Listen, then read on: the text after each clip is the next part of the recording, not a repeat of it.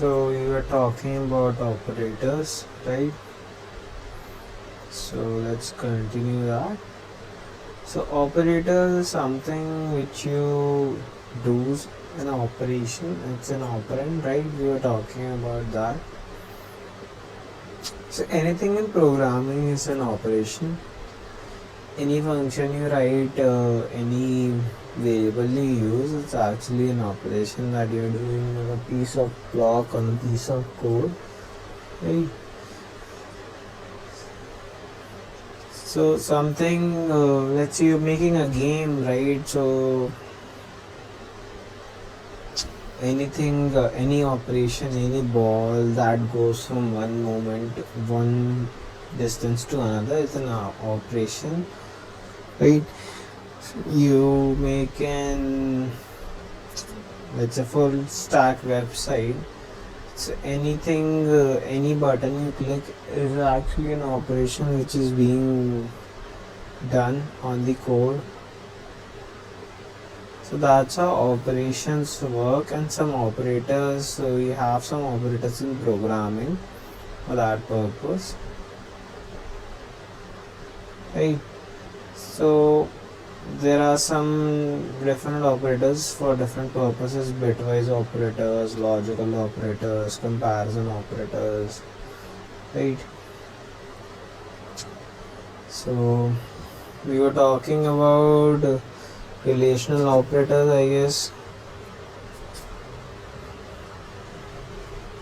So last we were talking about AND operator, right? So it returns true if both operands are true. Any particular function that I've written here, right? A, x, y, z, and any here. So this function will return true if both the operands are true. If either operand is false, the result is false. And the same goes for OR operator. Let me specify that, right? So OR operators is basically these operators.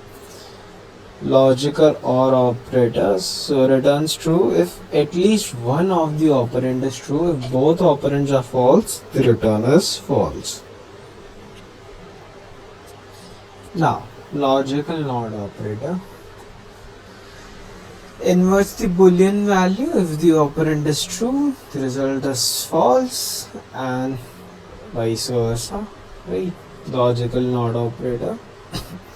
Then we have something which is called as short circuit operator. In logical AND, the first operand is false and the second operand is not evaluated because the result will definitely be false. So that is somewhat of a short circuit evaluation. Then you have logical OR. So the first operand is true and the second operand is not evaluated because the result will definitely be true. So there are some operations happening combining logical and relational operators. Often logical operators are used in combination with relational operators to form more complex conditions, right? So let's say I have an example. If age is equals to 18 and has ID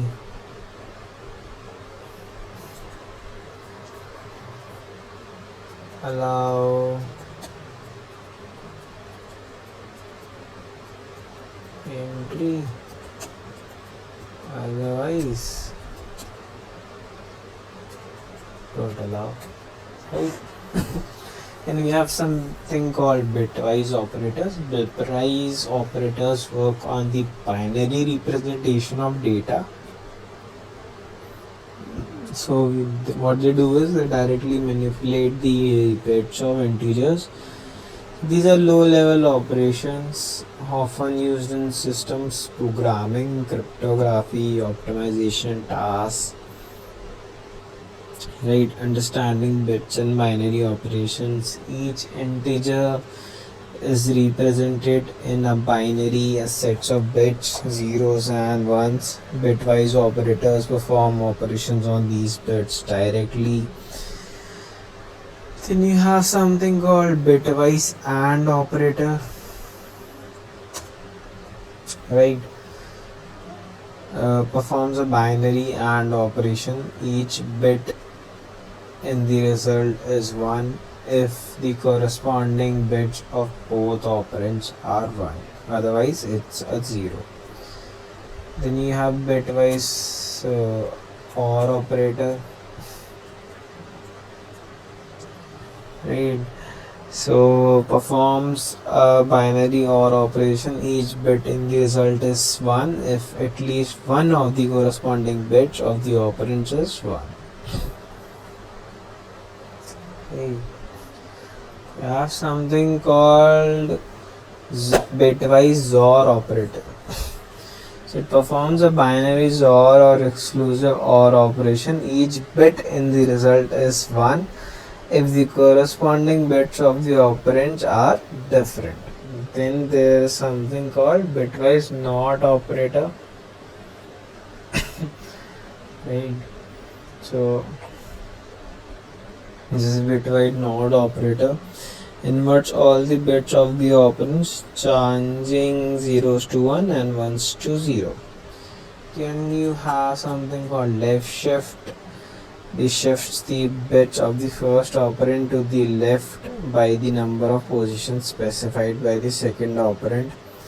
So this is the equivalent to multiplying the number by 2 for each shift position. Then you have something called right shift. Shift the bits of the first operand to the right by the number of positions specified by the second operand. This is equivalent to dividing the number by 2 for each shaft position. And then you have something called practical applications of bitwise operations. So some practical application is flags and bitmarks. Bitwise operators are used to control specific bits within a binary number, often used in low-level programming languages to manage flags and configuration. Then you have something called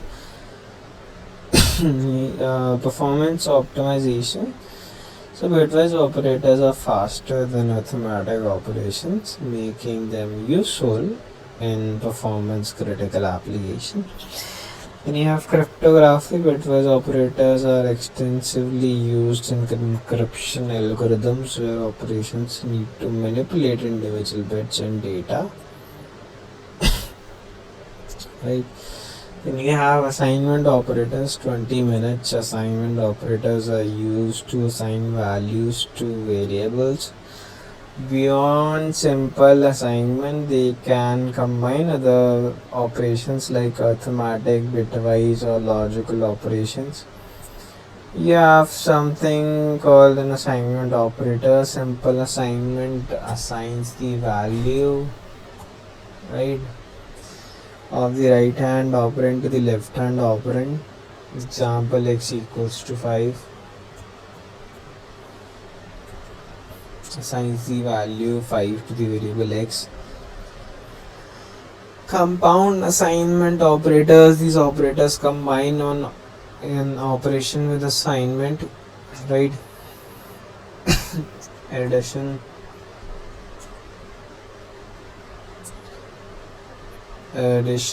assignment, as the right operand to the left operand and assigns the result to the left operand. Let's say I have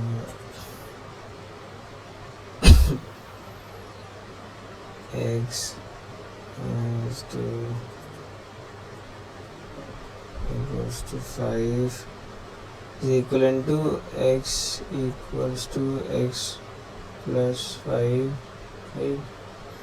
Subtraction assignment separates the right operand from the left operand and assigns the result to the left operand.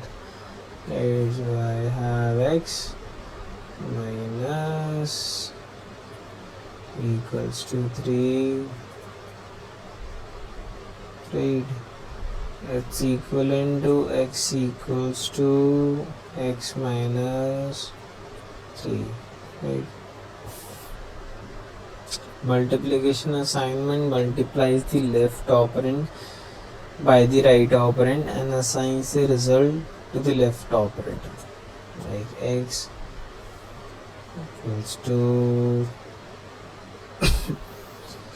2. This is equivalent to x equals to x star 2. Division assignment divides the left operand by the right operand and assigns the result to the left operand. So you have x equals to 4. This is equivalent to x equals to x by 4. And we have something called modulus assignments. Takes the modulus of the left operand by the right operand and assigns the result to the left operand, right? Star equals to 2 is equivalent to x equals to x percent 2. Bitwise assignment operators, these include but are not limited to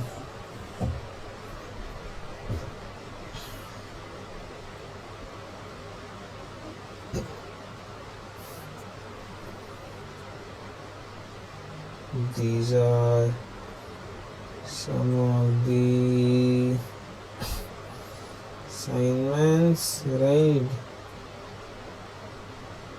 So that's how you do the bitwise assignment operators, right?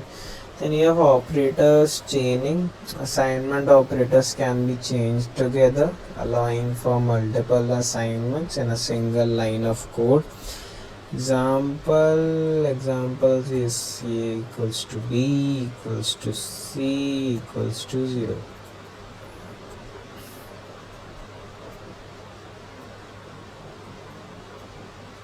Assigns the value 0 to ABC.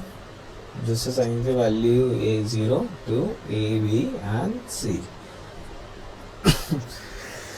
So some amplifications of compound assignment. Compound assignments are not just synthetic sugar. They can have performance implications. In certain languages, they may reduce the number of operations performed, which can be crucial in performance critical sections of code. Then we have unary operators. Unary operators can act on a single operand and are often used for simple operations like negotiating a value, incrementing or decrementing a variable, or toggling a bit. Positive indicates that the number is positive, though it is usually optional since numbers are positive by default. So +5 usually simply represents the positive 5. The name negative negates the value of the operand, turning positive numbers into a negative and vice versa. Minus A changes the sign of A. Logical not inverts the Boolean value of the operand. Logical not is like this. Logical true actually simplifies this as false, results in false. This results in false. We have something called bitwise not, right? This is bitwise not operator. Inverts all the bits in the operand. So let's say I have this x, right? So what this will do, this will change all 1 bits to 0 and 0 bits to 1. Then you have increment operations, increases an integer by value 1. As discussed earlier, it has two forms, pre-increment and post-increment. So plus x increments x before its value is used in an expression. Then you have decrement, decreases an integer value by 1 with pre-decrement and post-decrement variance. Example, x negative decrements x after its value is used in an expression. So there are some use case and examples. Ternary operators are commonly used in loops. For example, loops, condition checking and bit manipulation. Then you have ternary operators. So the ternary operator is a compact form of a conditional statement that returns one of the two values based on a condition. So the ternary operators follows the syntax like there are like condition, mark, value,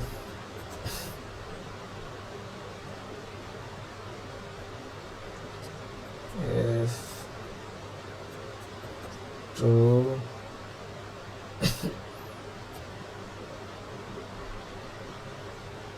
value, if false.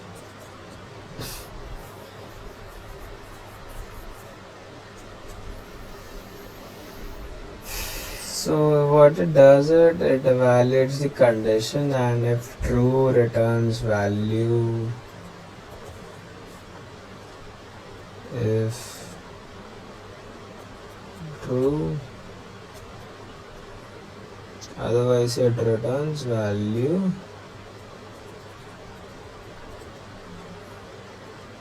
if false, right? So example, let's say I have some integer, right? Integer max equals to a, b, question mark, a, b. So this assigns the greater of a or b to max, right? And we have replacing simple conditional statements, right? Simple conditional statement. The ternary operator is ideal for replacing simple if and else statements that return a value. Example, instead of writing this, if a, b, then you have this max equals to a, and giving this else, now you do else here, right here, max equals to b, right, is equals to b, and you give it b. Now you can write this or you can write this. You can also write max equals to a, b, question mark, a, b. Now what this does is, this is a single line code and this is like a 5-line code. This is much simpler to write and understand, and this is actually very difficult, not difficult, but this is much more optimized way. This single line code is much more optimized and easy to understand and easy to write, right? So as you go forward and as you learn more and more coding, you will understand how to write code, how to do less, how to do more doing less, right? Now, some common pitfalls and some best practices. While the ternary operator can make code more concise, overusing it can lead to code that is difficult, very difficult to read. It's best used for simple conditions and when the code intent remains clear, right? So nested ternary operators should be avoided to prevent confusion.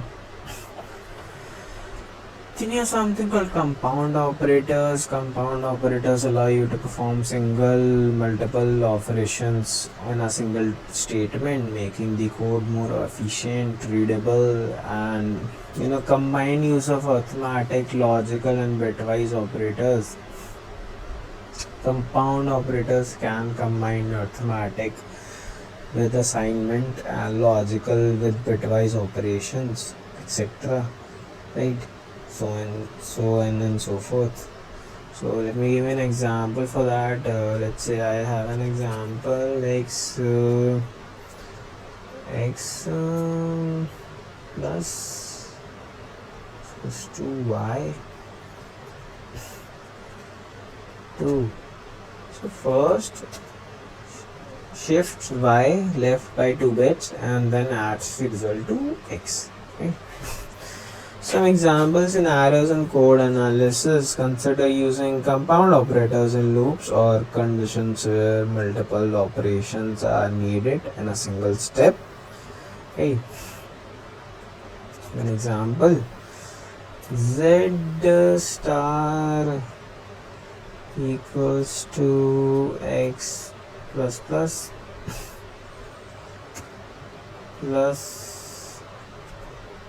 negative y, right? So shows how increment and decrement, addition and multiplication are all combined. So you can optimize code with compound operators. Compound operators can reduce the number of lines of code and make loops and conditional statements more efficient. Right? Then you have something called operator overloading.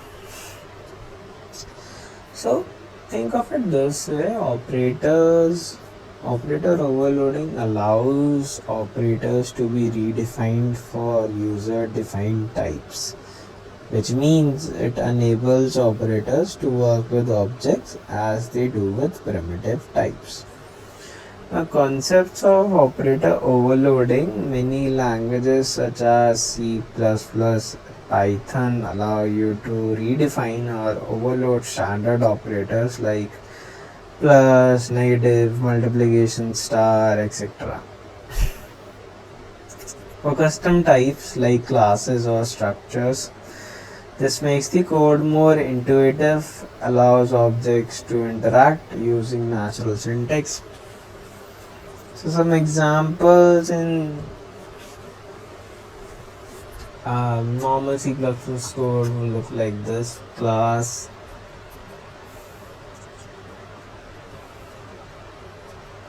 complex,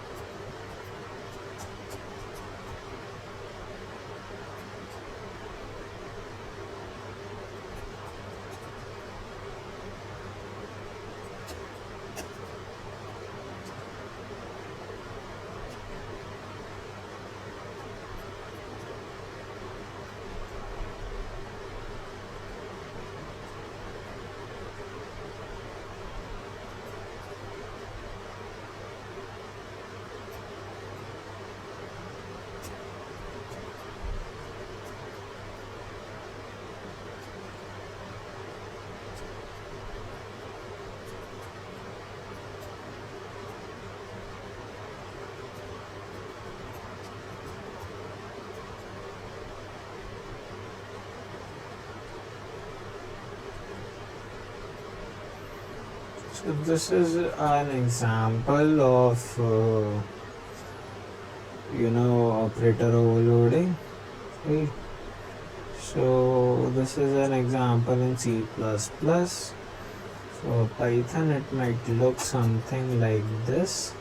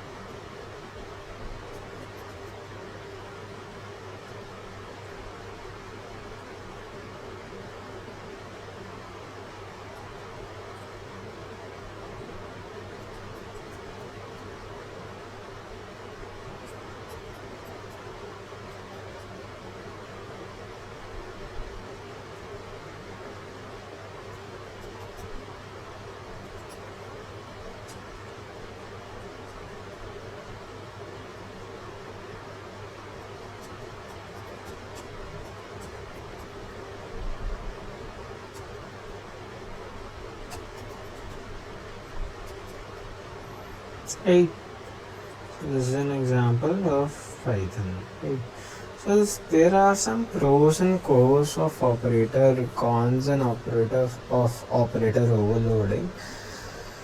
Pros, it makes code more readable and intuitive, allows user-defined types to behave like built-in types. Cons, it can lead to confusion if not implemented clearly.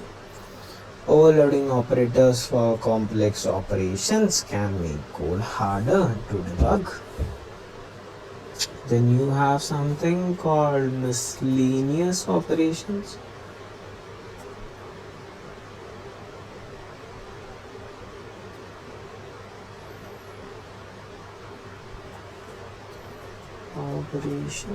Right? Some operators don't fit neatly into the earlier categories, but are still crucial in certain contexts, certain scenarios, certain ways, right?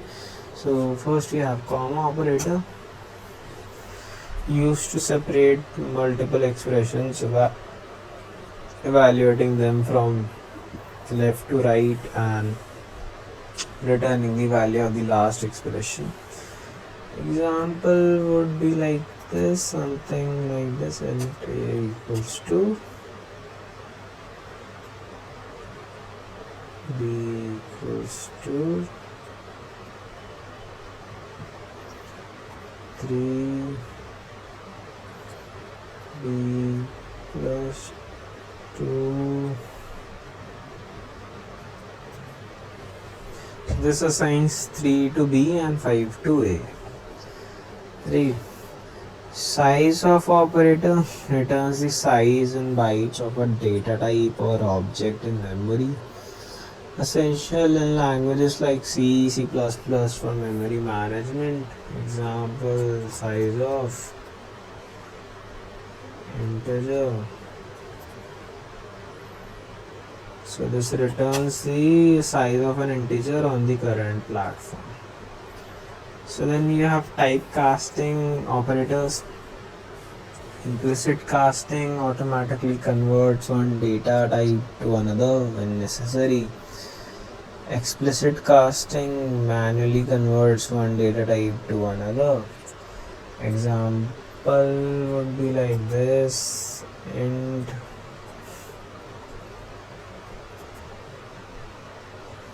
(3.14) casts the floating point number 3.14 to an integer. Now I have address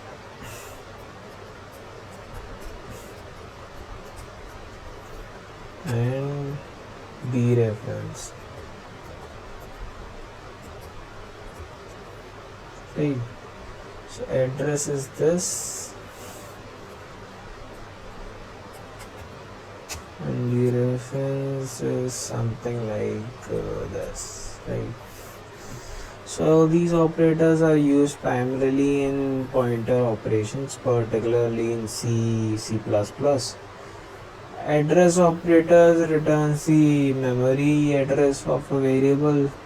Example, int star p equals to and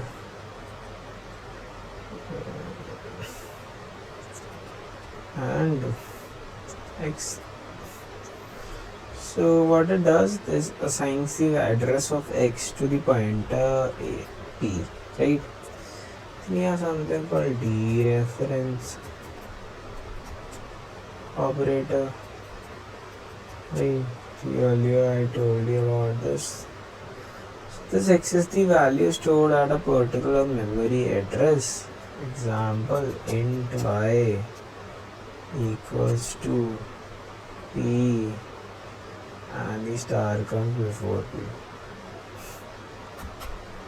This assigns the value to this assigns the value at the memory address p to y. So some additional topic in this section we can dive further.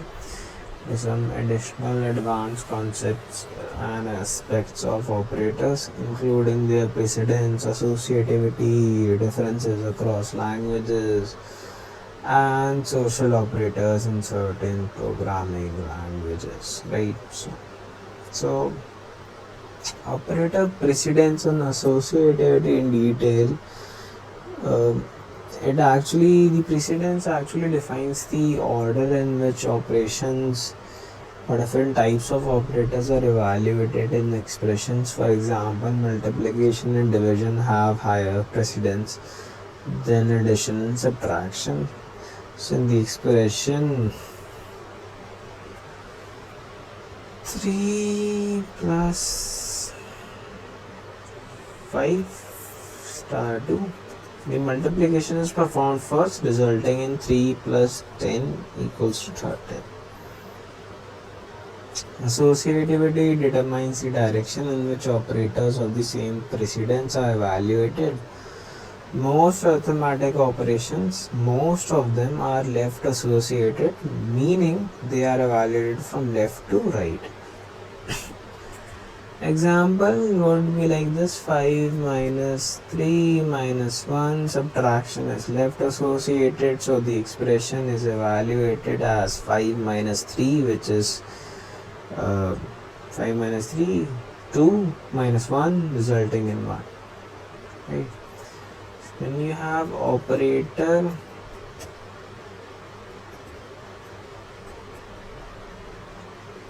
precedence table, right? It's crucial to refer to the operator precedence table for the language you're working with to avoid logical errors and complex expressions. So please do refer with the language you're working with, right? How different languages handle different operators. Python's simplicity comes from its intuitive handling of operators, but it supports complex operations with minimal syntax. Python also allows operator overloading, making it versatile. So C provides a rich set of operators, including point operators, AND operators, and memory management operators. New, delete. These languages require careful attention to precedence and associativity to avoid subtle bugs. Java shares many operators with C, but abstracts away low-level details like pointer arithmetic. Java's strict typing also affects how operators interact with different data types. JavaScript's dynamic typing allow more flexibility with operators, especially with type coercion, right? So understanding how JavaScript handles this is crucial for using operators effectively. Ruby's object-oriented nature extends to operators, allowing method-like behavior even with basic operators. So Ruby also supports operator overloading similar to Python. Right?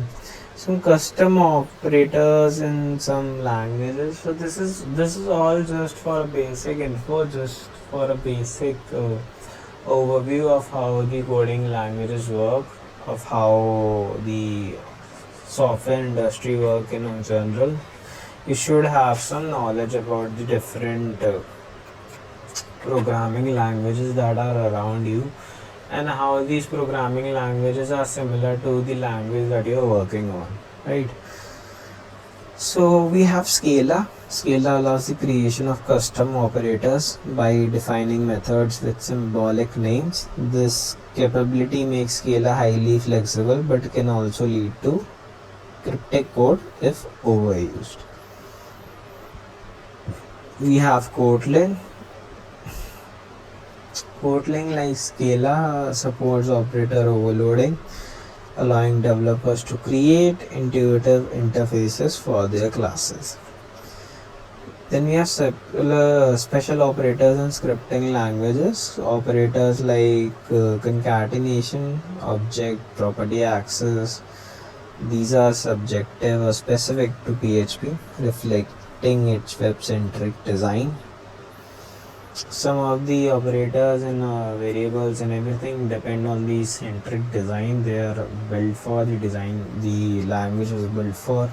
Okay.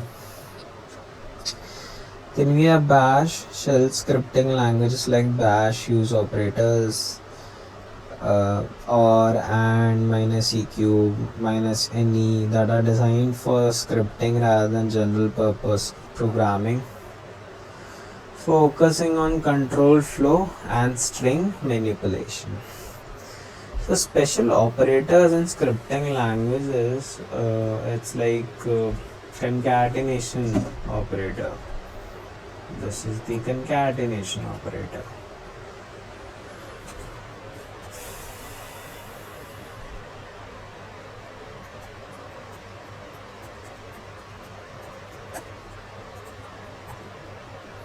Right, in PHP the dot operator is used to concatenate strings. Example, you have $full name is equals to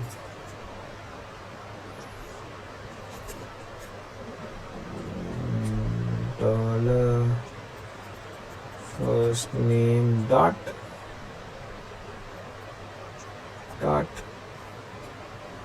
dollar last name, right? Object property access. So we have something called object property access, right? This is object property access. So this is used in object-oriented languages like PHP to access properties or methods of an object. Example is something like this. I think this should be the correct syntax for this. Like property equals to value. This is called equality operators in JavaScript. So we have equality operators in JavaScript, right? So equality operators is something similar to, like, we have two equality operators, lose equality,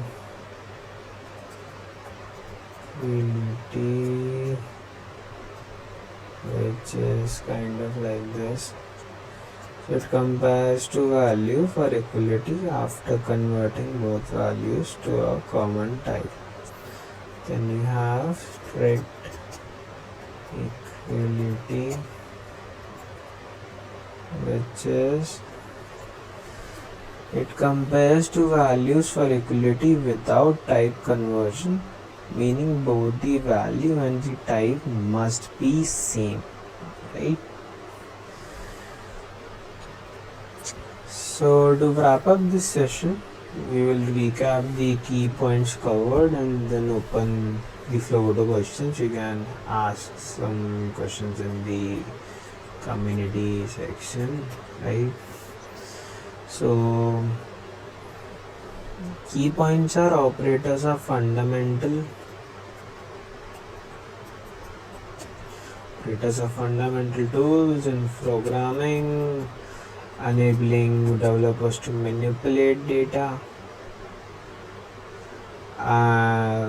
control flow and perform calculations, right? Understanding different types of operators, arithmetic, relational, logical, bitwise, assignment, etc. is crucial for writing efficient and readable code, right? Operator precedence and associativity play a critical role in how expressions are evaluated, affecting the complex outcome of complex expressions. Difficult programming languages may implement and handle operators differently, so it's important to be aware of language specific nuances. Then we have some advanced topics like operator overloading. Custom operators offer powerful ways to extend the functionality of basic operators, especially in object-oriented and functional programming languages. So some common errors to avoid with operators would be misunderstanding operator precedence. Second, associativity can lead to unexpected result. Always use parentheses to clarify the intended order of operations in complex expressions. Be cautious with type cohesion in languages like JavaScript, where double equals to can produce unexpected result due to implicit type conversion. Overusing operator overloading can make code harder to read, maintain. It's important to strike a balance between using this feature for intuitive syntax and avoiding cryptic or overly complex code. Right. So you may ask questions about specific operator scenarios where they have encountered issues, or any clarification that you want on this topic. Any additional example, real world application, anything you want to ask, you can ask in the community section. So that's all.